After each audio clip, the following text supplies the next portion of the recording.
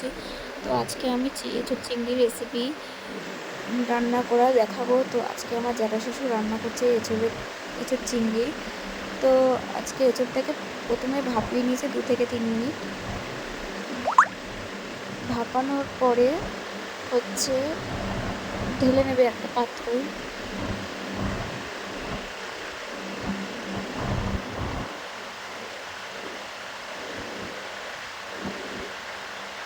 ঢেলে নেবে পাত্রে। যতটা সিদ্ধ হয়ে গেছে মানে হাফ সেদ্ধ হয়েছে, তাই ঢেলে নিল একটা পাত্রে ঝুড়িতে। ঢেলে নেওয়ার পরে কড়াইতে তেল দিল। তেলটা গরম হবে, একটু নেড়ে নিল। যাতে গরম হওয়ার পরে একটু লবণ দেবে, একটু হলুদ দেবে, দিয়ে চিংড়ি মাছ আছে, চিংড়ি মাছটাকে ভেজে নেবে।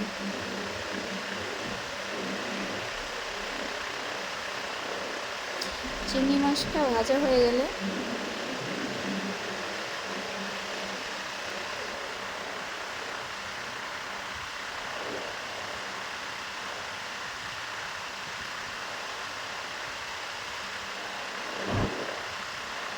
এই চিংড়ি মাছটা দিয়ে দেবে। চিংড়ি মাছটা ভাজা হবে, একটু চাপা দিয়ে দেবে, না একটু সিদ্ধ হতে লাগবে। তো চিংড়ি মাছ আছে আর এখানটায় মোচা রয়েছে, মোচা আর চিংড়ি একসঙ্গে রান্না হবে।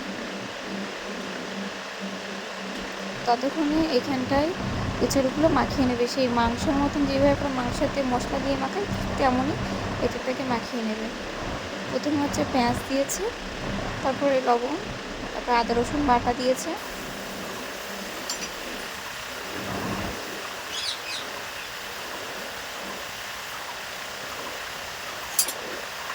আদা রসুন বাটা, তারপর সরষের তেল তোমার পরিমাণ মতন দেবে। তুমি কেমন করে হলুদটাও পরিমাণ মতন দেবে।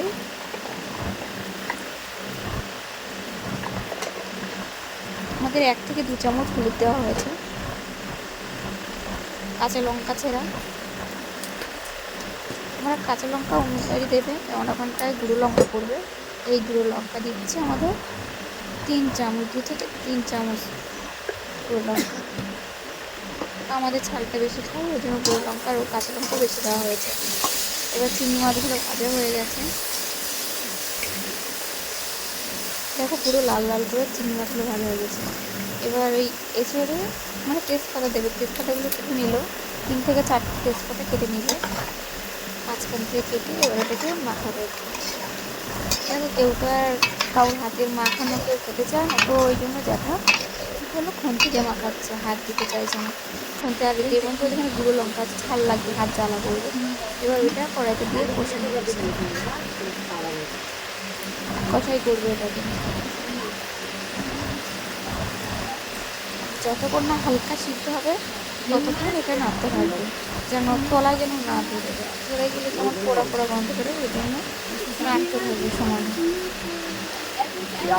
দেখো যেটা কত সুন্দরভাবে নাড়ছে, যেন কড়াই ধরেনি, মানে বারবার ধরে নাড়ছে। 5 থেকে 10 মিনিট এইভাবে করে নাড়বে। দেখো অল্প একটু জল দিয়েছিল, জলটা দেখালাম না, তোমরা জল দেবে। একটু জল দিয়ে এটা সিদ্ধ করে নেবে। এবার জল ঢেলে দিল, কারণ পুরোপুরি কষাই হয়ে গেছে। জল ঢেলে তারপর ঠান্ডা জল দেবে না, তোমরা গরম জল দেবে।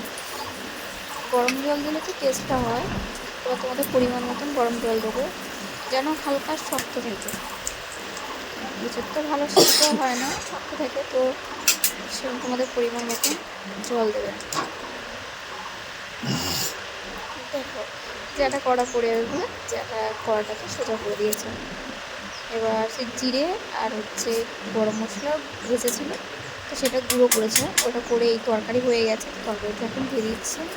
তো তরকারিটা কেমন লাগলো, আশা করি এই এঁচড় চিংড়িটা তোমাদের হয়তো ভালো লেগেছে। তো আমি কোনোদিন রান্না করিনি, তো আজ ফার্স্ট টাইম যারা রান্না করছে, আর ফার্স্ট টাইম আমি এঁচড় তরকারি এঁচড় চিংড়ি খাচ্ছি।